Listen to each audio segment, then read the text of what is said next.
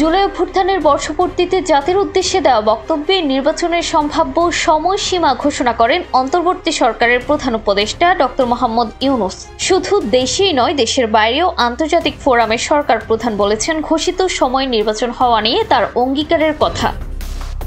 তবে রাজনীতির মাঠে নির্বাচন নিয়ে সংশয় থেকেই যাচ্ছে। এ নিয়ে উল্টো ব্যাক্যালাপ শোনা যাচ্ছে কারো কারো কণ্ঠে। কিন্তু যাদের জন্য এই রাজনীতি, যাদের জীবন জীবিকায় সচল দেশের অর্থনীতি, সমাজের সেই শ্রেণীর পেশার মানুষের ভাবনা কি? এমন অবস্থায় সাধারণ মানুষের ভাবনাও মিশ্র। কেউ কেউ সন্দেহ প্রকাশ করছেন, আবার কারো কারো বিশ্বাস সরকারের প্রতি। অনেকেই বলছেন নির্বাচন হলে দেশ নিয়ন্ত্রণে আসবে। তবে সবারই দাবি আগের সরকারের মতো যেন কেউ ক্ষমতাকে আঁকড়ে ধরে রাখতে না চায়। সরকার প্রধানের দ্ব্যর্থহীন ঘোষণার পরও কেন উঠছে এই ব্যাক্যালাপ? এই বিষয়ে প্রধান উপদেষ্টার প্রেস সচিব শফিকুল আলম ব্যাখ্যা দিয়ে বলেন, অতীতে সরকারের প্রতি আস্থাহীনতার রেশের ফলেই কেউ কেউ এমন চিন্তা করছেন।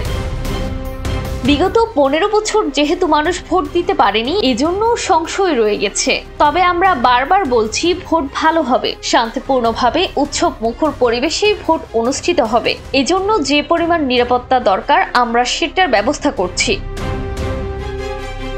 সরকার ঘোষিত সময়েই হবে। আসছে ত্রয়োদশ জাতীয় সংসদ নির্বাচন উল্লেখ করে শফিকুল আলম বলেন, আমরা আমাদের জায়গায় একদম ঠিক আছি। এ নিয়ে কোনো নেতা কি বলছেন তা বিষয় নয়। আমরা জানি পুরো বাংলাদেশের মানুষ অধীর আগ্রহে একটি সুষ্ঠু নির্বাচনের জন্য অপেক্ষা করছেন। এজন্য আমরা বারবার বলছি, ইলেকশন ফেব্রুয়ারিতে, রোজার আগেই হবে।